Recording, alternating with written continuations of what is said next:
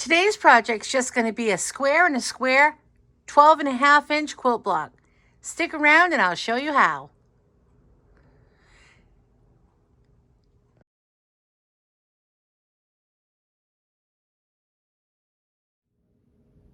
Hi there, I'm April Sawtelle and welcome to my channel. All you're going to need here, you'll need a ruler, a rotary cutter, an iron, and an iron and mat. I'm just going to have this here just to trim up the blocks real quick as I go. Project is 2 pieces of fabric at 12.5 inches by 3.5 inches, 2 pieces at 6.5 inches by 3.5 inches, 1 piece at 6.5 inches by 6.5 inches. All right, let's get started. All you're going to do is you're just going to take your 2 pieces of your 12.5 inches by 12.5 inches. We'll put those on the sides. Take your pieces of your 3.5 inches, put those on the top and on the bottom, and you're just going to take your 6.5 inch by 6.5 inch square and put that in the middle. You can see it's going to be quite simple.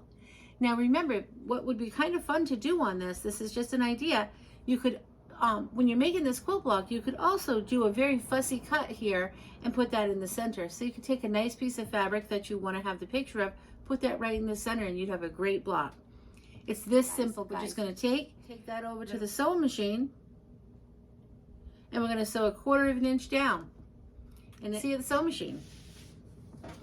Take your square, take your 3.5 inch piece by 6.5 inch, lay that right on top, and just put your machine at 1/4 inch and just sew straight down, following your presser foot.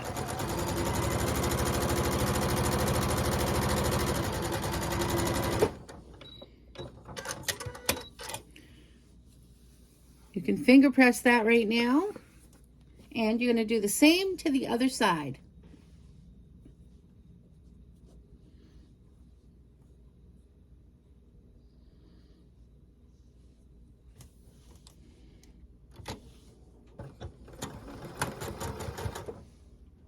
Quarter of an inch, and follow your presser foot all the way down.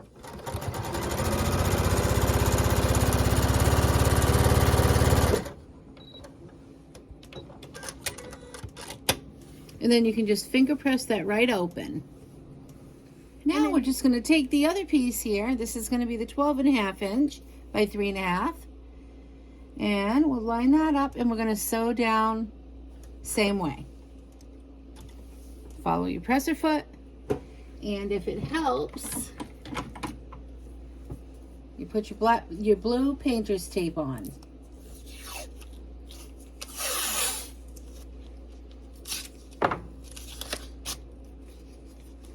I usually have that on. I must have taken it off. I'm going to line it up right now just to keep me nice and straight.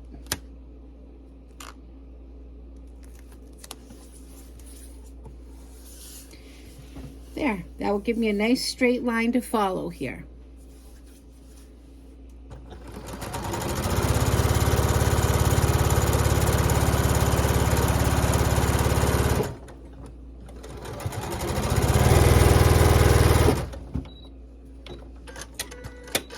Go ahead and finger press that open. And go ahead and add your next piece.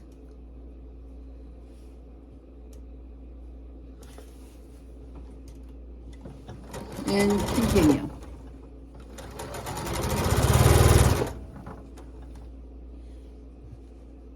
If you were going to make a full quilt with this, you could just keep chain piecing, have your little layouts all set up, and just chain piece all the way down. But for today, I'm just going to be doing a 1 quilt block. I'm just going to finger press this open, and I'll see you at the ironing mat. I'm just going to set that seam and press that open, and I'm just going to do it to the long piece. Press that open, and there you go. You have a very easy quilt block. If you want to look and make sure it's nice and straight, just take it, and a lot of times you won't even need to straighten this up. To be honest with you, it's going to come out straight. Every once in a while you might find that you have a little piece that you might need to trim off, and all I do is I just look to make sure the edges are, you know, they meet at these intersections pretty straight, and I just take and I will snip where it's just a little overhang. And you really don't have to do that. As you can see, it is just about, it's barely anything. I don't even know if I would have trimmed that off right there. And that's it. You've got a finished quilt block. So some ideas for this are the far one to the far left. That's the one I made in the video. That one was a lot of fun. Then you could just go with a scrappy look. That scrappy look is the one in the center. There's two of them, one on top of each other. That's a lot of fun. That's if you want to just have this whole scrappy look. You could do different pieces all through your whole quilt. Or you could just take the ones to the far right. That has one solid color, and then that color goes into the next block beside you, and that would be this inside square. And you're just alternating. If you look below that, I did the same thing. I took the one color of the square, and then I alternated the block to the far right. That's the outside. So I just alternated those two colors. So the possibilities are endless. Say the one with the blue, the solid blue around it. Like, let's just say you alternated that. Even if you picked two squares, you did that every other one. That would be a lot of fun. So possibilities are endless.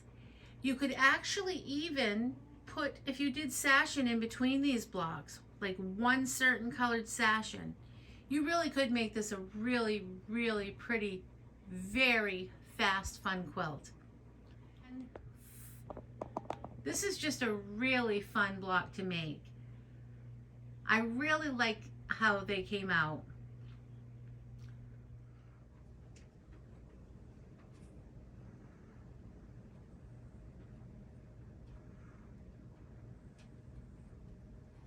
I hope you enjoyed this tutorial. If you did, please like and subscribe. I'll see you next time. And remember to keep it simple. Have a nice day. Bye.